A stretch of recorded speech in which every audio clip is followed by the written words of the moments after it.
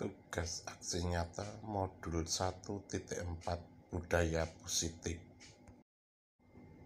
oleh Wardoyo, CGP Angkatan 5, Kabupaten Jepara, kelas 05.046.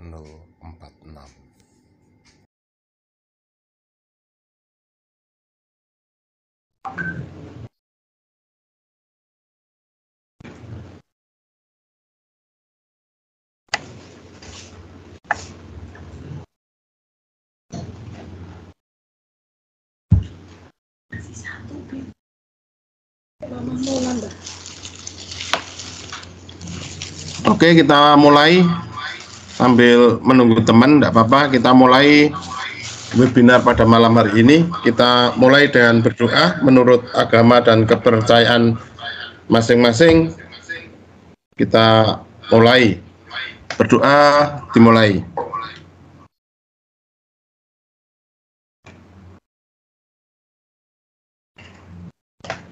Selesai. Nah, mari kita mulai acara pada malam hari ini. Mohon Bu Rini untuk bisa share screen yang budaya positif PPT-nya.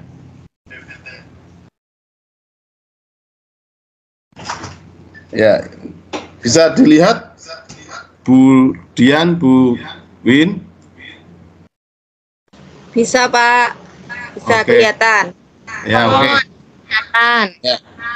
Kita mau belajar budaya positif yang saya seminarkan sendiri untuk diseminasi tugas aksi nyata 1.4.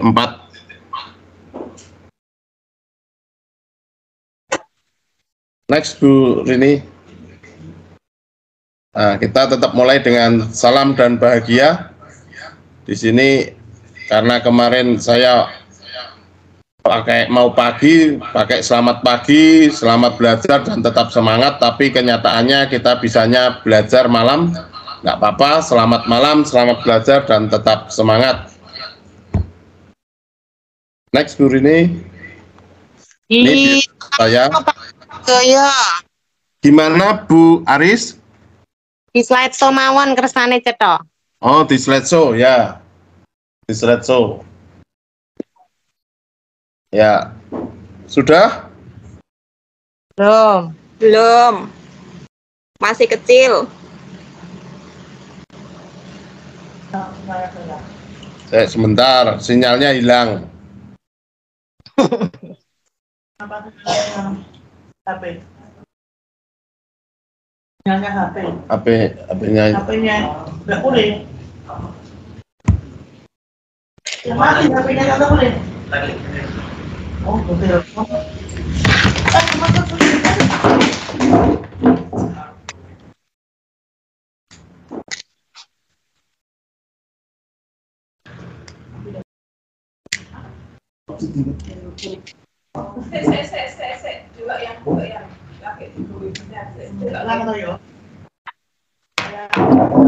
Oke, sebentar. Masalah sinyal. Enggak apa-apa. Sudah full. Ya, sudah.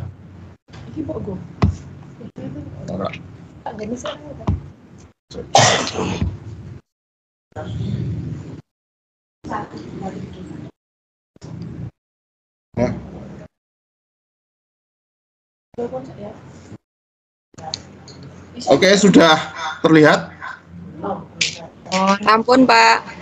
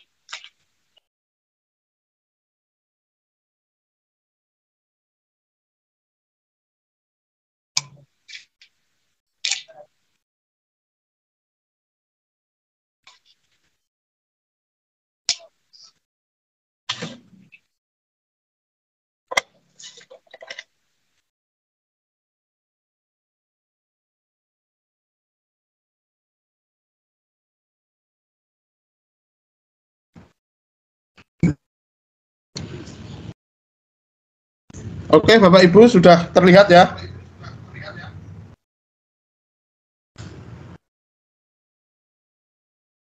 Oke, sudah terlihat semuanya. Tapi kecil lagi, Bu Pak. Aris, kecil lagi. Iya. Sudah besar. Berhasil. Slideshow-nya belum berhasil kayaknya. Ya, slideshow-nya tadi sudah, tapi ini balik lagi. Oh, tadi sudah besar, ini balik lagi, Bu. Ya. Besarkan lagi. Bu, sedikit. Pol, sudah pol. Ini sudah slideshow. Kontrol F5, Pak. Nah, Kontrol F5. F5 kontrol Pak. F5. Sudah kontrol F5. Oh, ya wes. Udah sih, langsung Ya. jadi. Nunggu naik pengertian budaya positif.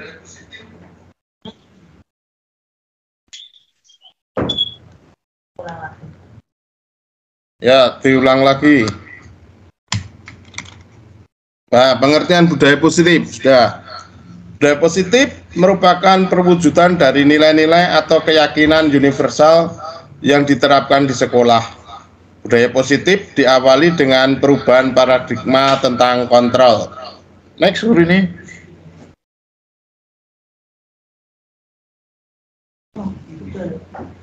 Udah, naik.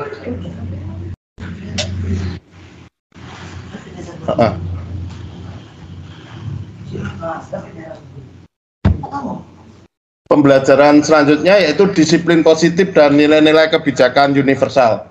Next, Bu ini. Nah, perubahan paradigma teori kontrol, ilusi kontrol yaitu contohnya ilusi guru mengontrol murid, ilusi bahwa kritik dan membuat orang merasa bersalah dapat menguatkan karakter, ilusi bahwa semua penguatan positif, efektif, dan bermanfaat, ilusi bahwa orang dewasa memiliki hak untuk memaksa.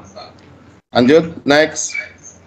Maaf, Pak, slide-nya masih pengertian budaya positif. Oh. Ya. Nggak mau Ini jalan udah slide-nya. Bentar.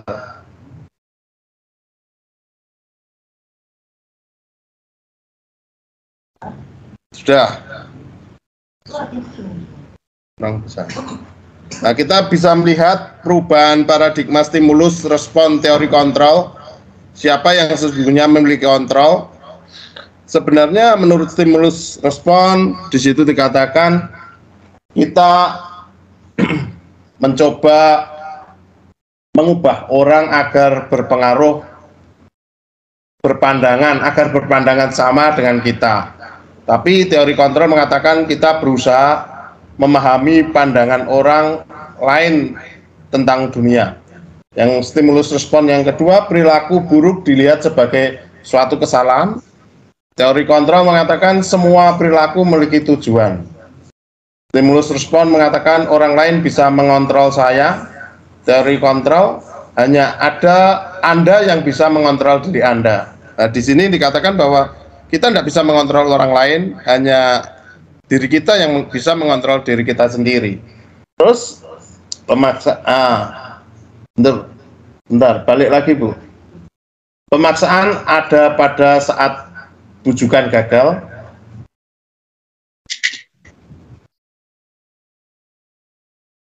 Bentar. Terus Anda tidak bisa mengontrol, tadi sudah. Kolaborasi dan konsensus merupakan pilihan-pilihan baru. Next, langsung, Bu. Apa makna disiplin? Berasal dari bahasa Latin, disiplinnya yang artinya belajar. Makna asal dari kata ini berkonotasi dengan disiplin diri dari murid-murid Sokrates dan Plato.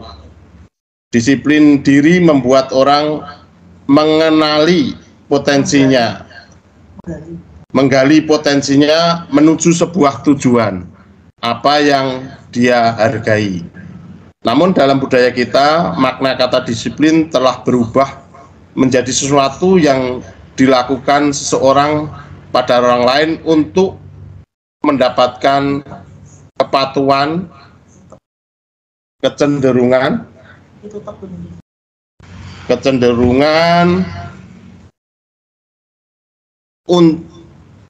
umum adalah menghubungkan kata disiplin dengan ketidaknyamanan, bukan dengan apa yang kita hargai atau pencapaian suatu tujuan mulia. Next.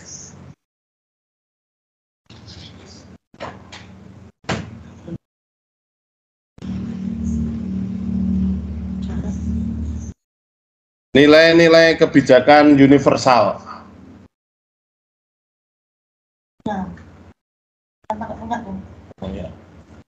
Nilai-nilai kebijakan adalah sifat positif manusia yang merupakan tujuan mulia yang ingin dicapai setiap individu. Nah, di sini nilai kebijakan universal yang ingin dicapai orang Indonesia, terutama pada IKM, implementasi kurikulum merdeka, yaitu profil pelajar Pancasila. Profil pelajar Pancasila itu yang pertama beriman, bertakwa kepada Tuhan Yang Maha Esa dan berakhlak mulia, mandiri, bernalar kritis, berkebinekaan global, bergotong royong, dan kreatif. Next. Yang kedua, teori motivasi, hukuman, dan penghargaan restitusi.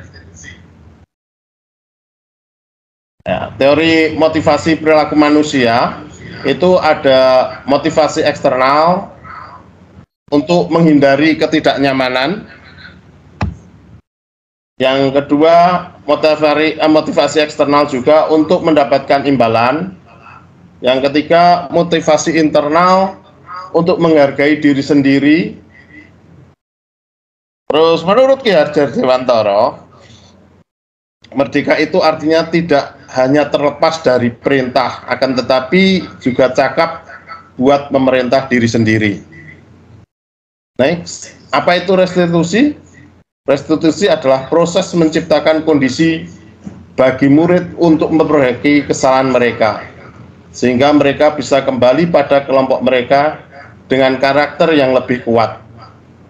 Restitusi juga merupakan proses kolaboratif yang mengajarkan murid untuk mencari solusi untuk masalah mereka dan membantu murid berpikir tentang orang seperti apa yang mereka inginkan menjadi tujuan mulia dan bagaimana mereka harus memperlakukan orang lain.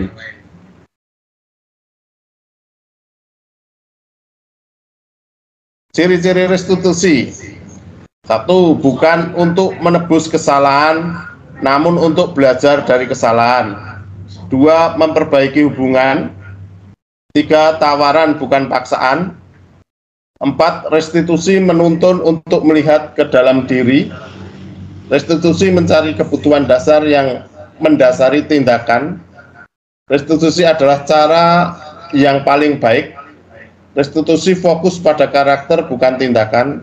8. Restitusi fokus pada solusi. 9. Restitusi mengembalikan murid yang berbuat salah pada kelompoknya. Next, keyakinan kelas. Keyakinan kelas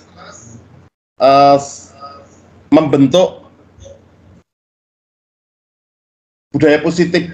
Nantinya keyakinan kelas itu membentuk lingkungan positif, terus membentuk budaya positif. Next, nah, keyakinan kelas merupakan sesuatu yang dapat diterapkan di lingkungan kelas tersebut.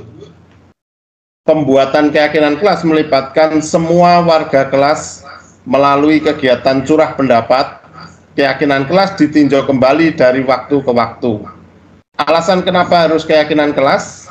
Dengan adanya keyakinan kelas yang sudah dibuat dan disepakati bersama-sama, diharapkan siswa tidak lagi terpaksa dan terancam dalam berbuat kebajikan yang sesuai nilai-nilai karakter, sehingga melalui keyakinan kelas terciptalah budaya positif di kelas dan di sekolah.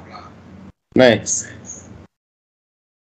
Contoh keyakinan kelas yang saya buat, saya sebagai wali kelasnya, yang pertama, mengamalkan ajaran agama untuk kebaikan bersama.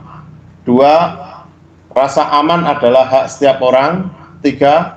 Tertib saat belajar mengajar. 4. Menjaga kebersihan diri sendiri, kelas, dan lingkungan sekolah. 5. Menciptakan suasana yang sejuk dan teduh di lingkungan sekolah. 6. Saling mengingatkan, mendukung, dan membantu antar teman satu kelas. Ketujuh, menata ruang kelas dengan gambar-gambar edukasi yang menarik.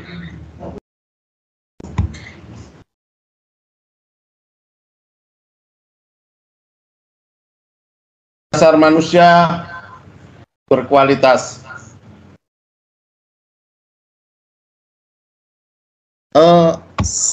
Saya tanya dulu, slide-nya jalan enggak? Maaf, tidak jalan Pak, masih makna disiplin. Nah, ini baru berubah kebutuhan dasar manusia. Ya. Sekarang kebutuhan dasar manusia. Oke. 5 kebutuhan dasar manusia. Kebutuhan bertahan hidup atau survival. 2. Cinta dan kasih sayang, love and belonging. Ketiga, kebebasan atau freedom. 4. Kesenangan, fun. 5. Kekuasaan atau power. 5 kebutuhan dasar ini kalau tidak tercukupi, nanti juga akan jadi masalah dalam lingkungan sekolah. Artinya juga mendukung lingkungan positif dan menjadi budaya positif nanti kalau terpenuhi semua. Sekarang kita lanjut ke 5 posisi kontrol menurut Dian Gosen. Yang pertama, penghukum. Yang kedua, pembuat orang merasa bersalah. Ketiga, teman. Keempat, pemantau. Kelima, manajer. Kita bahas satu persatu. Next.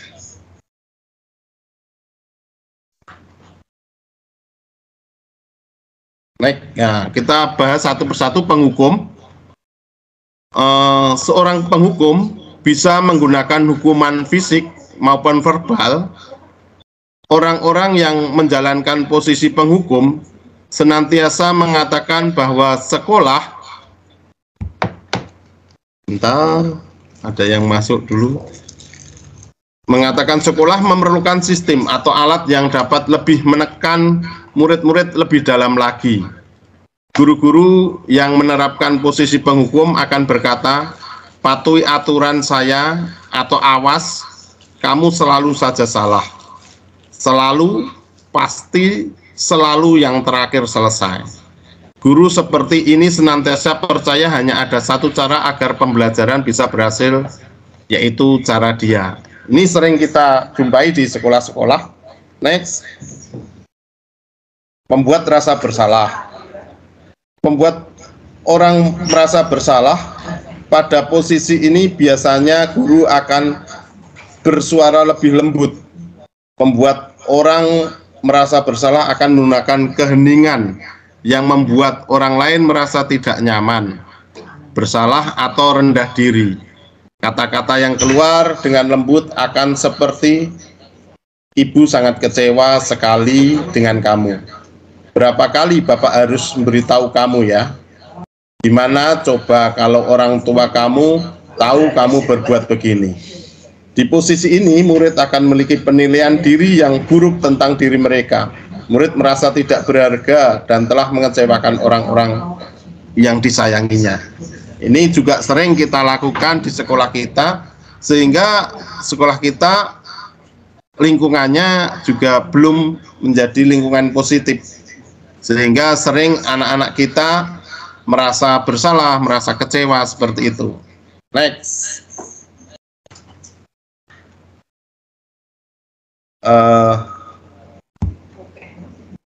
Sebagai teman, guru pada posisi ini tidak menyakiti murid, namun akan tetap berupaya mengontrol murid melalui persuasi. Posisi teman pada guru bisa negatif ataupun positif. Positif di sini berupa hubungan baik yang terjalin antara guru dan murid. Guru di posisi teman menggunakan hubungan baik dan humor untuk mempengaruhi seseorang. Mereka akan berkata, ayo bantulah demi Bapak ya. Ayo ingat kita,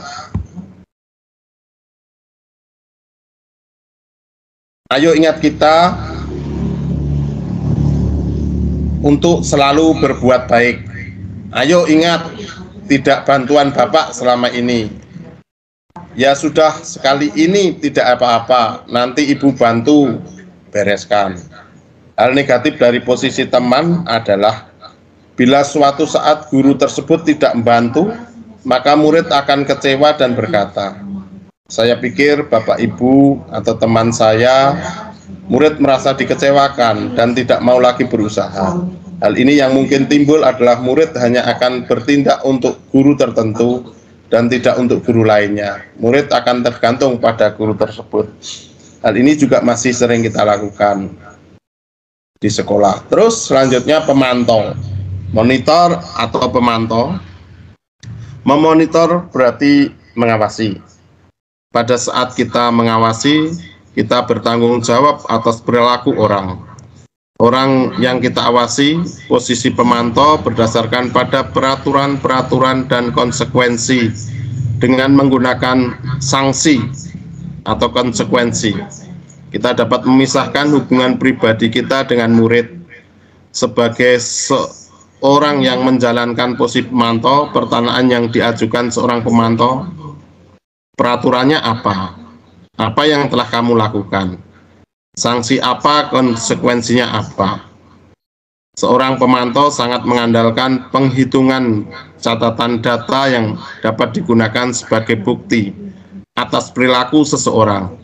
Posisi ini akan menggunakan stiker, slip catatan, daftar cek, posisi monitor sebagai sendiri berawal dari teori stimulus respon yang menunjukkan tanggung jawab guru. Next.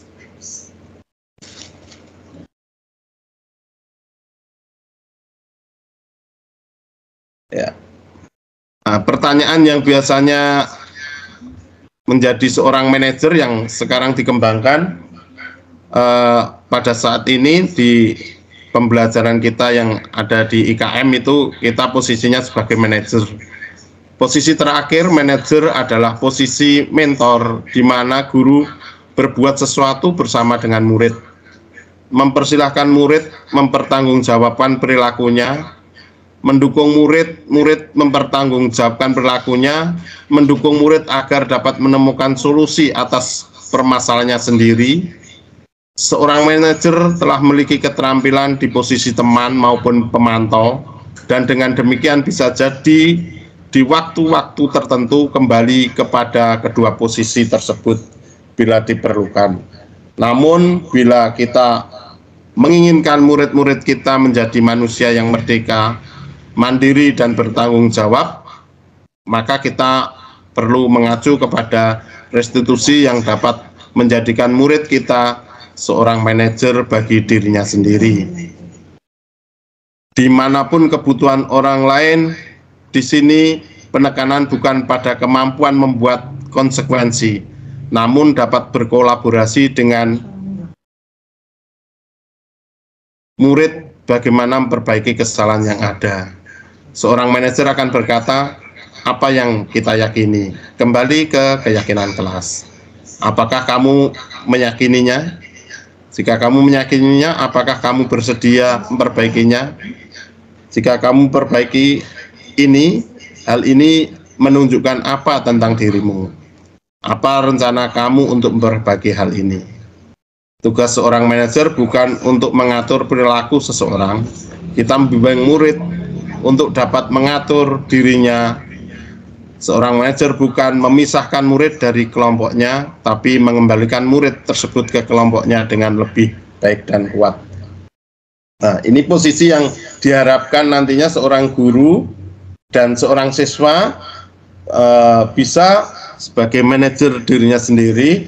Seorang guru tidak memaksakan kehendaknya, tidak menghukum, tidak hanya sebagai teman, tapi benar-benar guru hanya mengingatkan bagaimana seorang siswa harus bertindak sesuai dengan keyakinannya. Next.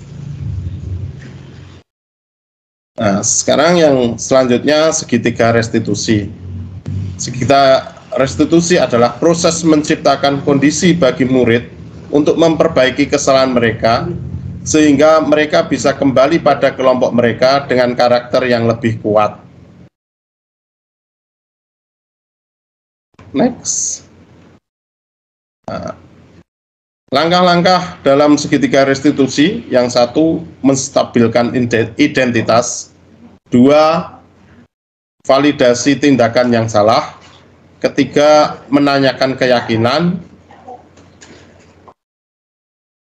Langkah ini digambarkan dalam bentuk segitiga seperti gambar di bawah ini. Nah, itu gambar segitiga restitusi yang sering kita pelajari saat-saat ini. Itu untuk memecahkan masalah atau problem yang anak hadapi, sehingga kita harus satu menstabilkan identitas dulu, menanyakan dulu, terus memvalidasi tindakan yang salah, terus baru menanyakan keyakinan. Makanya dibentuk tadi seperti tadi ada keyakinan kelas. Keyakinan kelas adalah kesepakatan yang nantinya digunakan dalam segitiga restitusi ini. Itu menanyakan keyakinan. Nah, disiplin positif ini seperti tadi bahwa berhubungan semuanya tadi yang sudah kita bahas, 5 posisi kontrol, terus kebutuhan manusia, terus di sini ada teori motivasi. Nah, yang posisi kontrol sebagai manajer tadi membentuk segitiga restitusi adanya keyakinan kelas, terus nilai-nilai kebijakan universal, dan ini membentuk nanti suatu disiplin positif, dan disiplin positif membentuk lingkungan positif. Lingkungan positif nanti akan menjadikan budaya positif di sekolah, yang artinya nantinya akan menjadi pembelajaran yang menyenangkan bagi murid dan pembelajaran yang berpihak pada murid, sehingga menjadi sekolah yang bisa menumbuh kembangkan potensi yang dimiliki anak, sehingga apa yang dicita-citakan anak dapat ditumbuh kembangkan sesuai dengan kodratnya. Mungkin sampai di sini ada yang bisa ditanyakan atau memberi masukan bagi saya, sehingga webinar pada malam hari ini bisa menjadi lebih aktif dan menjadi lebih menarik bagi semuanya. Monggo Bapak Ibu, Saudara yang ikut webinar, sebelum dilanjut, saya buka untuk pertanyaan dulu.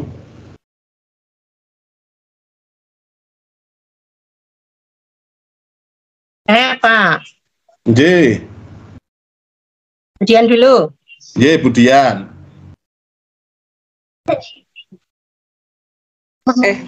Belum bunyi. Mau tanya begini Pak, untuk segitiga restitusi,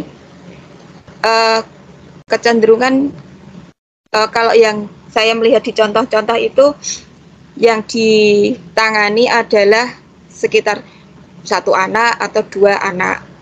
Nah, bagaimana jika kita menemukannya, misalkan pada saat kemarin saya mempraktekkan itu Pak, massal Pak, artinya ada siswa tidak mengerjakan PR itu tidak hanya 1-2 siswa, tapi sampai dengan 11 siswa tidak mengerjakan PR. Langkah pada saat kita mau menerapkan segitiga restitusi ini, cara yang efektifnya pripun nggih Pak nggih? Kalau misalkan satu persatu kita tangani, itu waktunya juga akan habis, ya membutuhkan waktu yang tidak hanya 5 menit nggih Pak nggih, akan membutuhkan waktu yang lumayan. Menurut jenengan bagaimana yang efektifnya yang harus saya lakukan atau kita lakukan itu bagaimana? Oke, terima kasih Pak Wardoyo. Sebelum saya jawab, kemarin Bu Dian gimana dulu? Apa yang dilakukan Bu Dian dulu? Boleh di-share dulu. Nah, yang kemarin saya lakukan itu begini. Kebetulan di sekolah itu baru diperbaiki, direhab, sehingga tidak ada ruang kosong untuk berbicara secara pribadi dengan anak, itu tidak ada ruangan. Kalau misalkan menunggu sampai dengan pulang sekolah, itu kan jedanya juga anak yang tadi melakukan pelanggaran mungkin kan tidak di jam terakhir, misalkan di jam ke-5, jam ke-3, 4. Kalau saya menanganinya di jam terakhir, sepertinya anak sudah rasa yang dirasakan anak kan sudah berbeda, Pak. Lah, itu saya melakukan pada saat itu juga, pada saat pembelajaran, di saat anak-anak yang lain membahas, mengerjakan soal, kemudian anak-anak ini saya panggil. Nah, waktu itu saya berpikirnya begini, kalau saya panggil satu persatu, waktunya tidak akan cukup. Terus bagaimana supaya efektif? Saya kemarin 3-3 begitu, Pak. Tapi kok sepertinya di pertemuan berikutnya anak ini ternyata juga masih tidak mengerjakan PR, Pak. Ya, tidak semuanya 11 itu tidak mengerjakan semua. Dari 11 itu di pertemuan yang berikutnya itu masih ada sekitar 3 atau 2 anak itu tidak mengerjakan PR lagi. Nah, apakah mungkin dengan di penanganan yang massal itu jadi kurang mengena ke anak ataukah bagaimana? Jadi saya agak bingung juga. Terus cara yang efektifnya ini bagaimana? Kemarin yang saya lakukan begitu, Pak. Mungkin Pak Wardoyo ada saran yang lebih bagus sehingga bisa dipraktekkan tidak hanya saya, yang lainnya pun juga sama begitu. Oke, terima kasih, Pak. Oke, terima kasih Bu Dian. Mungkin memang kalau kita berhubungan dengan waktu memang efektifnya langsung bersama-sama atau seperti Bu Dian tadi 3-3-3-3. Tapi kan dari tadi kalau segitiga restitusi kan harus langkahnya 3, memvalidasi dulu identitas kan satu-satu, terus nanti baru ya kan beda-beda. Nanti kalau kita bersama kan nanti ada rasa malu dari satu dengan yang lainnya. Mungkin dia tidak akan jujur dia. Kalau 3 seperti itu nanti segitiga restitusinya tidak tercapai karena nanti anak-anak itu kan pasti kalau ditanya ada temennya itu dia tidak akan berkata dengan sejujurnya. Mungkin memang harus punya waktu dan waktu itu kita harus meluangkan waktu. Waktunya kapan? Nah itu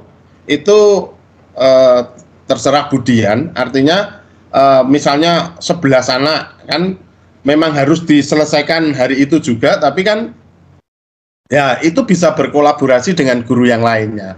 Mungkin kan anak itu tidak mengerjakan PR-nya juga tidak hanya pelajaran Bu Dian saja, mungkin pelajaran yang lainnya.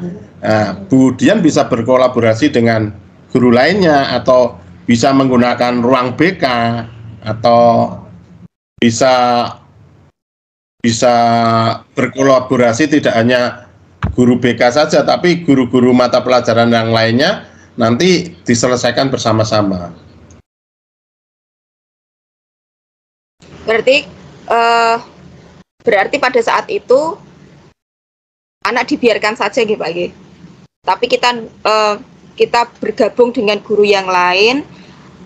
Biasanya kan yang tidak mengerjakan tugas itu juga anak-anak itu saja, langganan gitu. Terus baru dilakukan penyelesaian digabung gitu, Pak, berarti. Kalau digabung ya enggak. Kalau memang Bu Dian punya waktu dan punya kesempatan, memang harus satu-satu, Bu. Satu-satu. Tapi kalau tidak punya waktu, memang kita bisa bersama dengan guru yang lainnya. Mungkin guru yang lainnya ada polisi yang lebih baik atau jalan keluar yang lebih, itu bisa kita kolaborasi dengan guru yang lain. Bahkan dengan guru BK, terutama kan guru BK yang tahu catatan-catatan anak yang melakukan kesalahan-kesalahan seperti itu. Berarti atau ada yang share mau berbagi. Tadi kelihatannya ada yang mau ngendikan katanya. Oke. Bu ini mau ngendikan. Ini tambahan dari yang lain, Pak. Atau Bu Aris, monggo Bu Aris berbagi kita belajar bersama. Maaf ya kalau agak berisik, Pak. Soalnya tidak apa-apa, Ibu. Ini agak rewel dikit. Ya. Kalau menanggapi apa yang tadi disampaikan oleh Bu Dian, kurang lebih yang saya alami pun saya kira hampir kita semua kadang juga menjumpai menemukan kasus yang istilahnya masalah tadi ya, bukan cuma satu anak. Bahkan saya kadang pun untuk yang cuma satu anak atau dua anak, itu juga terkadang karena memang keterbatasan waktu, keterbatasan ruangan tadi yang Bu Dian bilang juga, karena sama juga kebetulan kan ada rehab juga. Saya tetap melakukannya di kelas Pak War. Dengan saya memberitahukan kepada yang lain bahwa ayo kita berusaha saling bisa mengerti. Saya beri pengertian seperti itu dulu. Artinya saya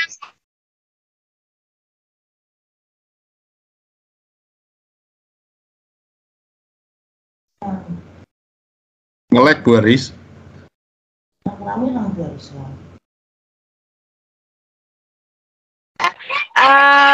Saya berharap yang lain juga bisa mengikuti ngaten intinya, dan masalah keberhasilan memang tidak bisa 100% langsung berhasil begini. Itu juga yang saya alami. Kita harus beberapa kali memberi apa ya istilahnya ya, penguatan untuk nanti si anak tadi benar-benar harapan kita berubah menjadi ke arah positif. Apa yang tadinya mungkin istilahnya menyimpang atau melakukan kesalahan itu bisa menjadi lebih baik. Memang tidak cuma sebentar, istilahnya seperti itu. Dan itu pula yang saya yang saya pahami juga dari KM ya Pak ya, kurikulum merdeka.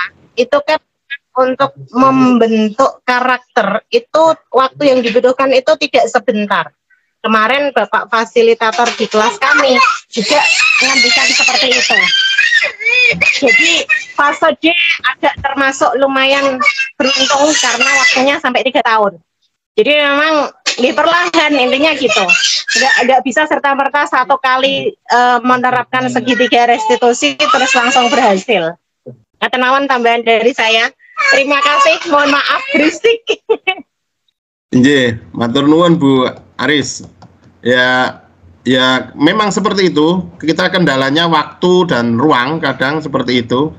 Kalau kita punya waktu dan punya ruang, kita bisa melakukan satu persatu. Tapi kalau memang kita kendalanya waktu dan ruang tadi, bisa seperti yang dikatakan Bu Aris, dan memang tidak langsung bisa langsung berubah. Karakter itu tidak mudah seperti apa yang dikatakan bahwa ini diberi penyelesaian terus langsung anak bisa berubah, tidak. Mungkin seperti itu Bu Dian, mungkin ada yang mau berbagi lagi. Oke, terima kasih Pak War. Mungkin ada yang mau berbagi lagi sebelum saya nanti berbagi contoh restitusi, segitiga restitusi yang saya laksanakan. Mungkin ada dari Bapak atau Ibu guru yang pada saat ini mau berbagi dulu budaya positif di sekolah, atau anak-anak yang di sini mungkin juga punya masalah, keyakinan kelas atau permasalahan yang lain yang nanti kita bisa bahas bersama dengan Bapak Ibu guru yang ada di sini. Monggo.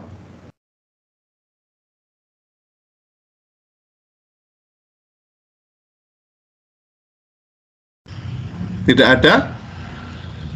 Kalau tidak ada, dilanjut untuk video yang demonstrasi kontekstual dulu untuk segitiga restitusi. Kita melihat apa yang sudah saya lakukan. Ya, kelihatan. Kita melihat.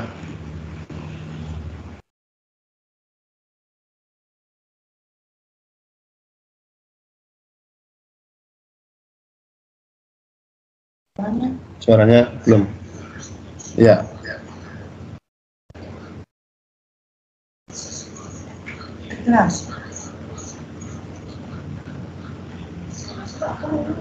Suaranya enggak?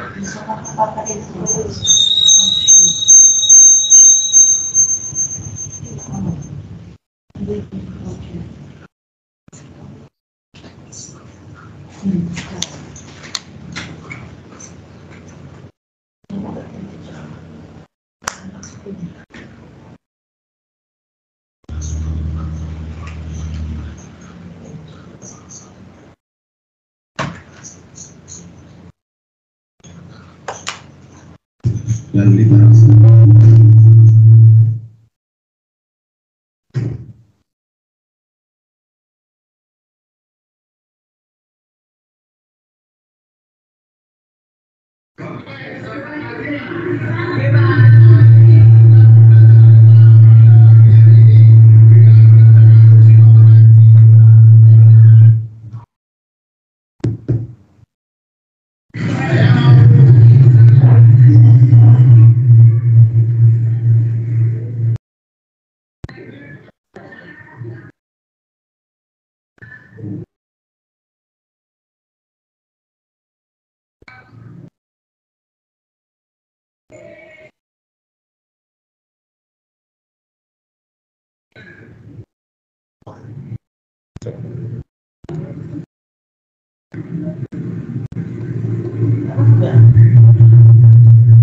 Suaranya tidak terdengar, Pak. Oh, ya.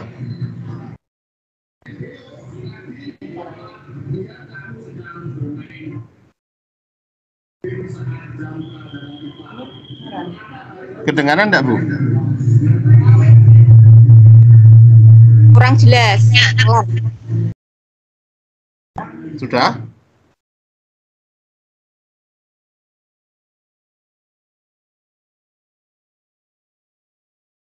Belum kedengaran nih.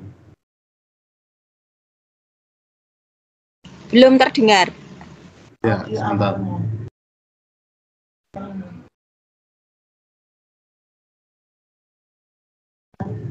Belum.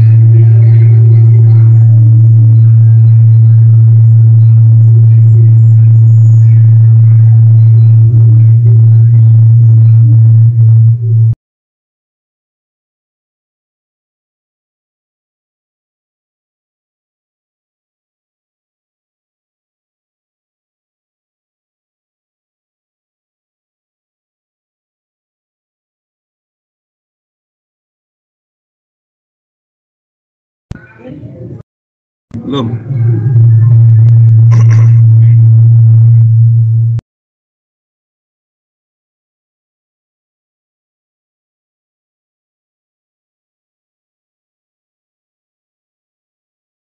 Oke, udah, enggak apa-apa.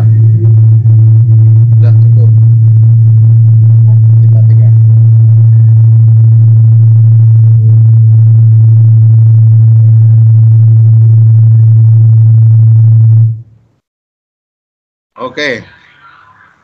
Oke, itu video segitiga restitusi. Tadi anak mengerjakan memang bisa menggunakan HP, tapi pada waktu dia menggunakan HP tidak digunakan untuk mengerjakan atau mengikuti pembelajaran, tapi untuk bermain. Setelah itu saya tanya dan dia meyakini bahwa apa yang dilakukan itu tindakannya salah. Dia berjanji untuk tidak mengulangi dan dia melakukan bahwa apa yang dilakukannya itu tidak benar dan meyakini bahwa dia tidak akan mengulangi seperti itu. Itu contoh video segitiga restitusi yang saya lakukan. Oke, saya lanjut video yang selanjutnya, budaya positif. maaf suaranya tidak terdengar ya, tapi untuk budaya positif bisa dilihat saja. Next, Bu Rini.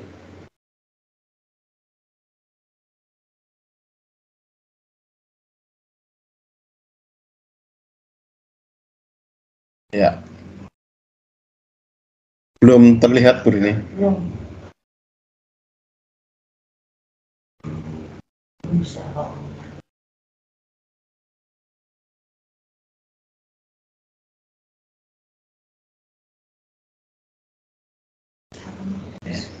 Ya, ini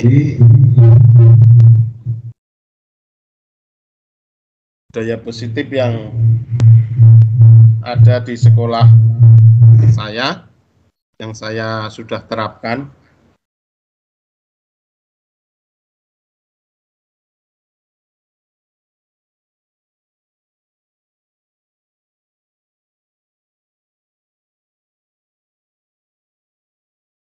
Bisa dipercepat, Bu Rini, videonya. Nah, ini berdoa pagi hari sebelum pelajaran dan membaca Asmaul Husna.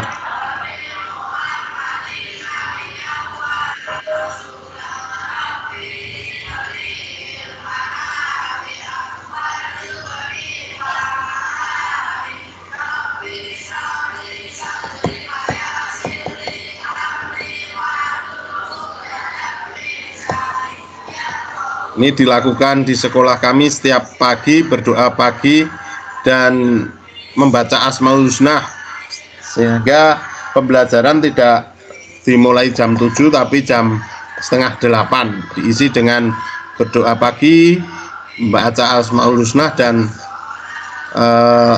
literasi, gerakan literasi sekolah.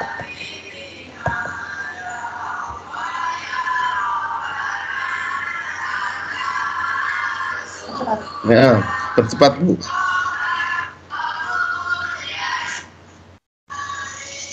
Nah, ini siang, berdoa siang, selesai pembelajaran juga dilakukan doa siang, selesai pembelajaran. Next, langsung. Nah, ini budaya literasi pada waktu istirahat di perpustakaan, gantian, karena kelas kami kecil, jadi kami bisa menggunakan perpustakaan untuk satu kelas bergantian. Terus ini budaya berbaris rapi sebelum masuk kelas atau sudah. Nah, ini budaya jabat tangan yang sudah lama berhenti setelah COVID-19, ini kembali lagi untuk membudayakan budaya positif, berjabat tangan dengan guru, ya, berjabat tangan dengan guru, sehingga anak memiliki rasa hormat dan memiliki rasa bangga dengan gurunya, sehingga juga memiliki rasa sayang pada gurunya. Setelah lama COVID tidak boleh berjabat tangan atau bersentuhan. Lanjut, next.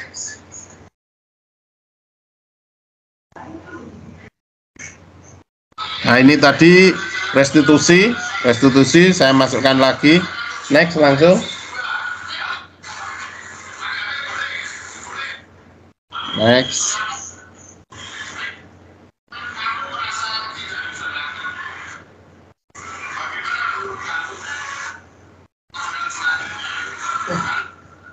Nah, ini tadi keyakinan kelas, sehingga tadi dari restitusi anak tahu bahwa dia melakukan kesalahan, mengganggu pembelajaran temannya dengan main game, sehingga dia berjanji tidak mengulangi lagi. Sudah, terima kasih. Sampai di sini video dan apa yang sudah saya bagikan. Mungkin ada budaya positif yang Bapak, Ibu, atau teman-teman yang ada di sini yang dilakukan di sekolahnya. Boleh berbagi dengan kami tentang budaya positif yang ada di sekolah dan yang sudah dilakukan di sekolahnya.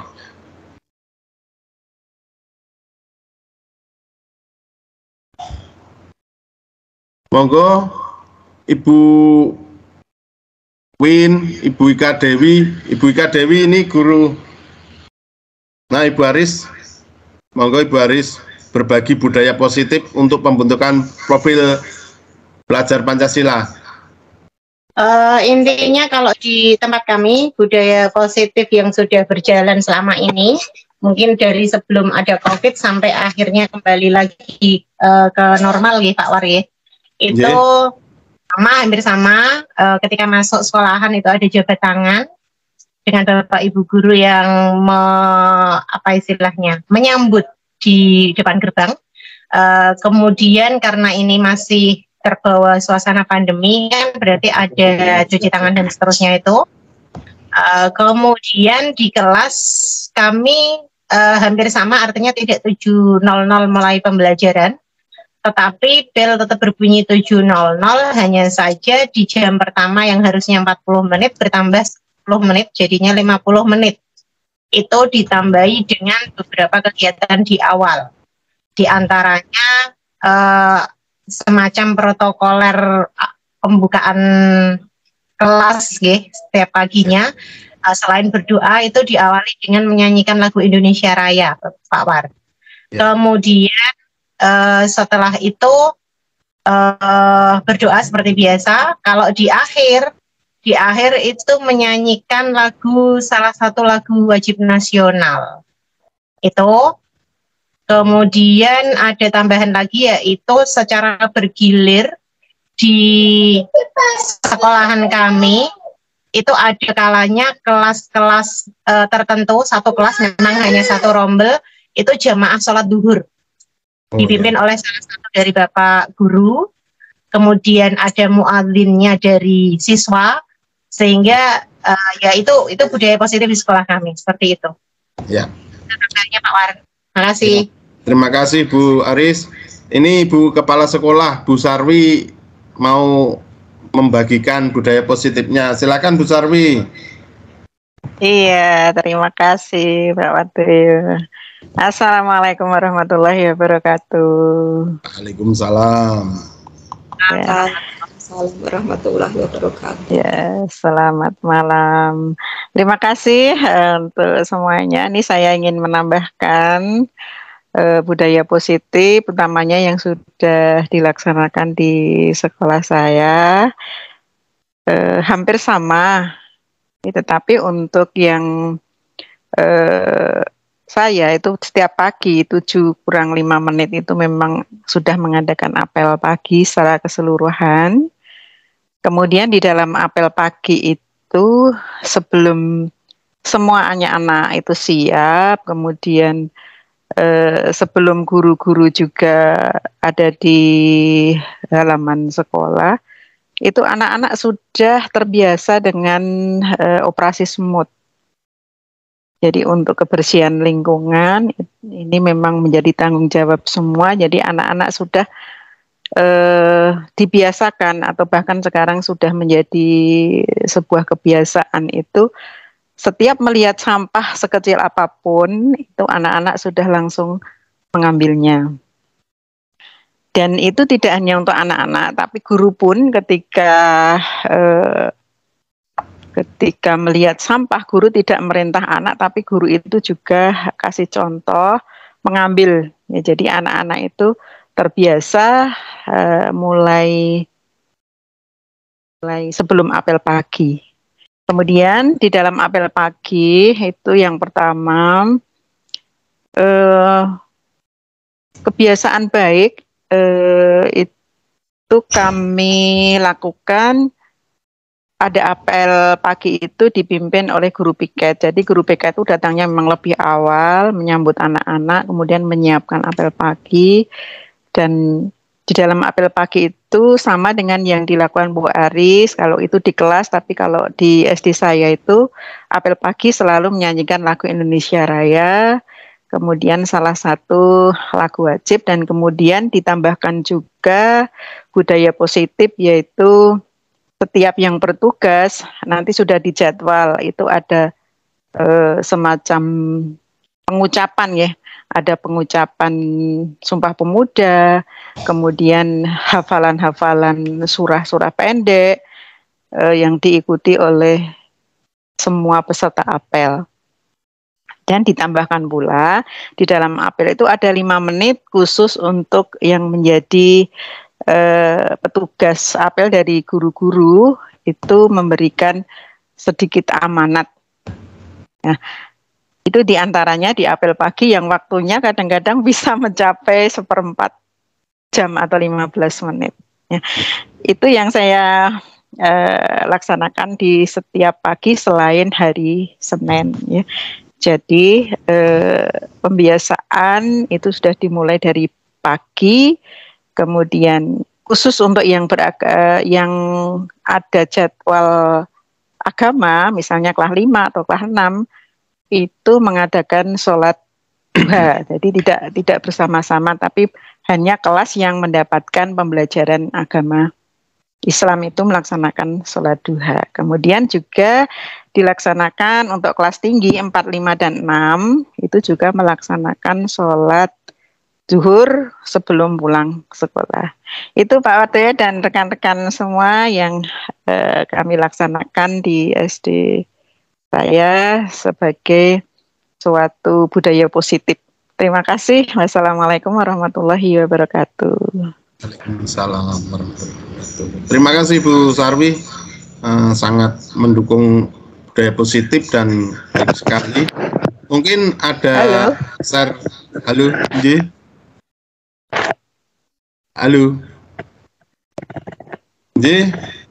Kalau ada lagi mungkin dari Ibu Ignasia Santi Kumalaswari dari Solo ini, silahkan berbagi budaya positif yang ada di sekolahnya. Monggo Ibu Igna. Apakah tidak terdengar suara saya?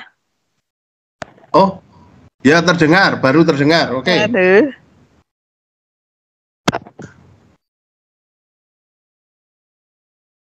Injih Bu Sarwi, monggo.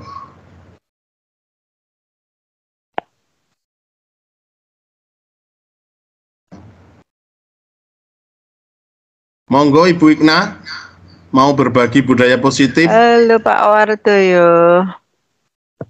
Halo Bu Sarwi, monggo Bu Sarwi.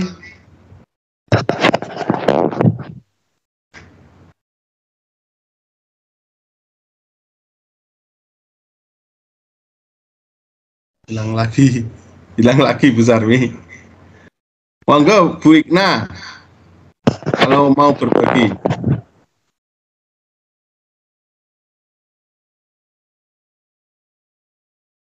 Atau yang lainnya. Halo. Ada yang mau? Halo, injih Bu Sarwi. Monggo Bu Sarwi, badhe nambahi malih.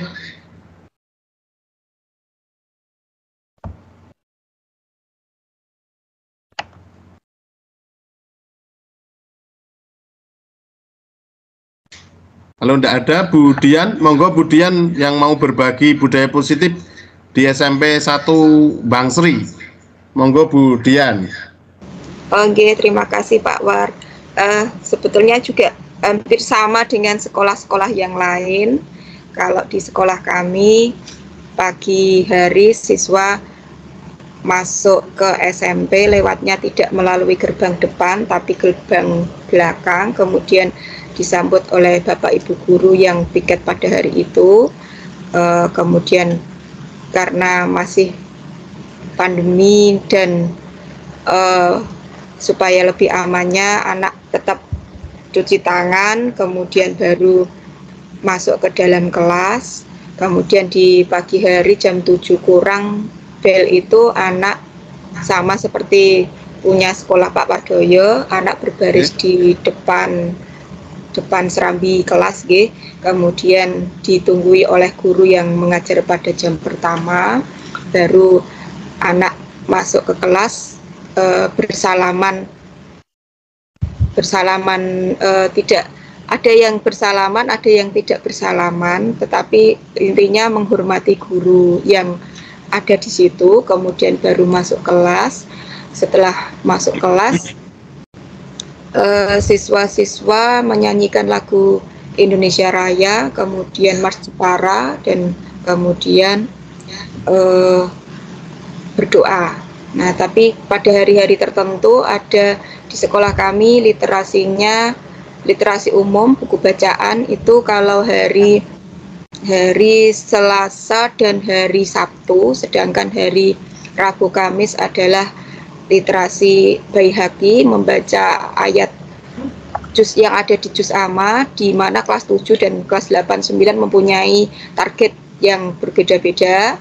Masing-masing anak maju ke depan untuk membacakan bersama. Kalau di sekolah Pak Wardoyo tadi Asmaul Husna nggih. Nah, kalau di sekolah kami membaca ayat-ayat di juz amma, surat-surat di juz amma. Kemudian setelah itu baru pembelajaran seperti biasa. Kemudian pada saat pulangnya, sebelum pulang itu anak-anak menyanyikan salah satu lagu nasional atau juga menyanyikan himne Esaba. Sekolah kami mempunyai lagu ciri khas himne Esaba dan juga Mars Esaba. Nah, itu secara bergiliran dipimpin oleh siswa yang dapat giliran untuk memimpin lagu, kemudian baru siswa pulang, dan saat pulang juga bersalaman dengan guru yang mengajar di jam terakhir. Itu yang kesehariannya gitu Pak, sama seperti dengan yang di sekolahan lain, saya kira kok sama. Demikian untuk di sekolah kami seperti itu. Terima kasih Pak Wardoyo. Matur nuwun Bu Dian. Mungkin ada sekolah, ini kan sekolah negeri semua tadi. Ini ada sekolah swasta yang berbasis agama, ada yang Islam, ada yang non-Islam. Mungkin Bu Nur Fatihah yang sekolah Islam ini. Monggo Bu Nur.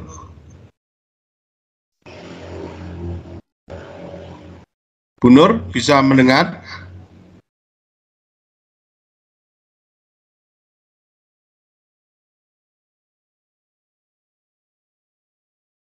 Atau dari siswa? Ini ada Violita Putri Widayanti. Mohon Mbak Vio bisa berbagi apa yang sudah dilakukan di sekolahnya setiap hari.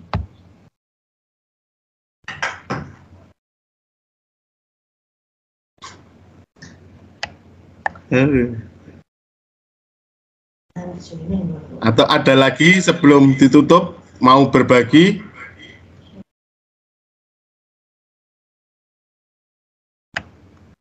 Ibu Ikna bisa berbagi? Selamat malam Pak Wardoyo dan Ibu Bapak guru sekalian. Baik, saya akan sedikit berbagi ya mengenai budaya positif di SMA Pangudi Luhur Santo Yosef Surakarta, tepatnya di kota Surakarta. Jadi seperti yang hampir sama dengan Bapak Ibu guru yang lain, bahwa di sekolah kami untuk budaya positif setiap paginya selalu menyanyikan lagu Indonesia Raya di jam-jam 7 ketika menjelang pelajaran, kemudian menyanyikan Mars SMA kami. Dan dari segi untuk budaya positif, dari segi kebersihan, kebetulan di sekolah kami itu ada program yang namanya itu LISA. Intinya itu setiap anak-anak itu melihat sampah, jadi sampah itu tadi langsung dibuang ke tempatnya. Itu dari program sekolah dan itu sudah berjalan dengan baik. Dan dari segi religius juga, budaya positif dari sekolah kami setiap Jumat pertama kami selalu mengadakan misa ya, tentunya ya, itu kewajiban dari agama kami. Kemudian tentunya memulaikan dimulai dengan berdoa. Kalau dari saya itu Pak Wardoyo, Untuk Ya. budaya positifnya ya hampir sama dengan ibu guru yang lain. Gitu, Ya. terima kasih. Terima kasih Ibu Wikna dari SMA Pangudi Luhur Santo Yosep Surakarta untuk masukan budaya positifnya. Mungkin ada dari TK sekarang, Ibu Winarti. Monggo Bu Win.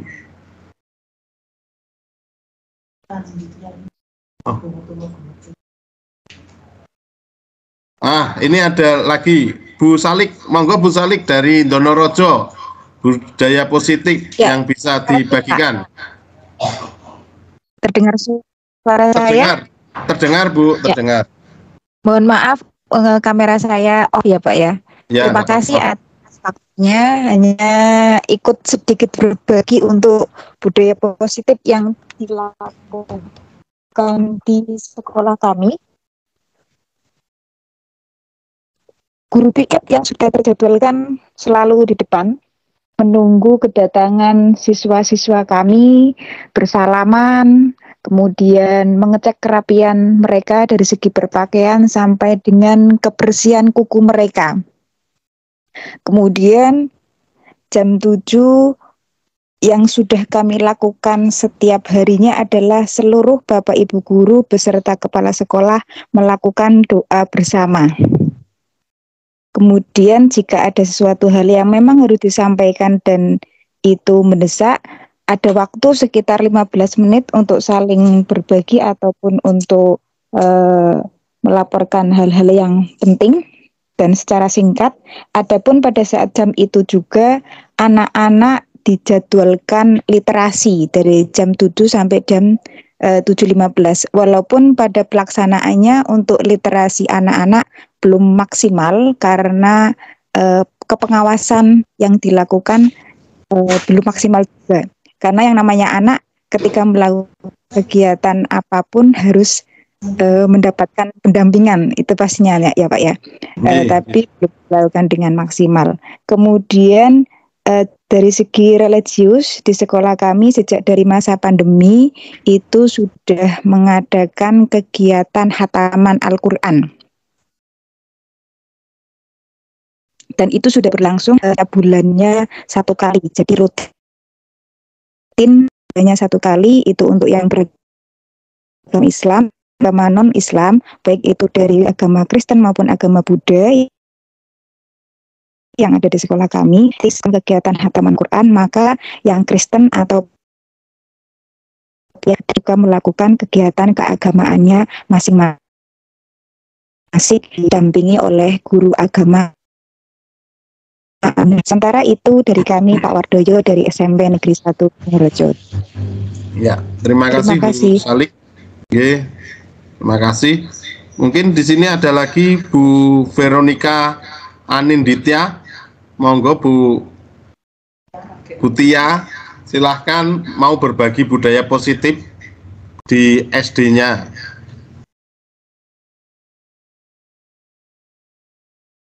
Bu Tia bisa mendengar?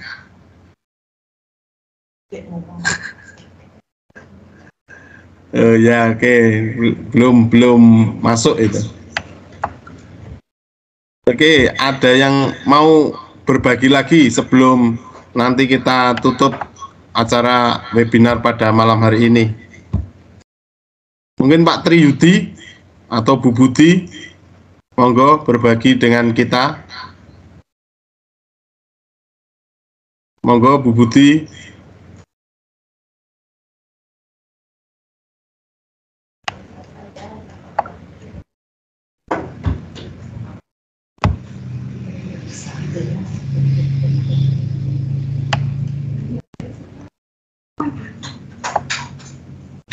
Atau dari anak mau usul untuk budaya positifnya ditambah atau gimana, atau itu terlalu memberatkan sehingga anak tidak bisa belajar lebih atau gimana, sehingga bisa kita selesaikan untuk usulan dari anak, mungkin nanti diubah budaya positifnya atau gimana.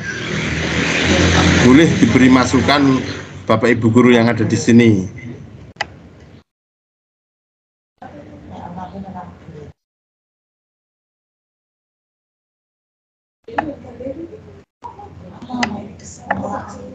Sudah tidak ada untuk malam hari ini? Kalau tidak ada, saya simpulkan dulu bahwa budaya positif itu dibentuk dari kontrol manajer. Yang manajer itu juga bisa sebagai teman, sebagai pemantau, bisa berubah-ubah.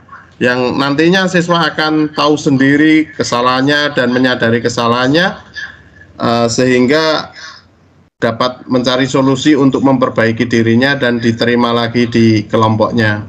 Juga keyakinan kelas, bagaimana dengan keyakinan kelas yang dimiliki di kelas itu, sehingga membuat lingkungan sekolah menjadi positif. Dan budaya positif membuat sekolah nanti pembelajarannya juga menyenangkan bagi anak-anak dan pembelajaran yang berpihak pada anak. Terima kasih Bapak Ibu pertemuan pada malam hari ini. Terima kasih atas partisipasinya. Semoga apa yang kita pelajari pada malam hari ini bermanfaat bagi kita semua. Saya tutup. Terima kasih. Selamat malam. Monggo saged live. Selamat malam. Terima kasih Pak Wardoyo. Terima kasih. Selamat malam. Ya. Izin live ya Pak.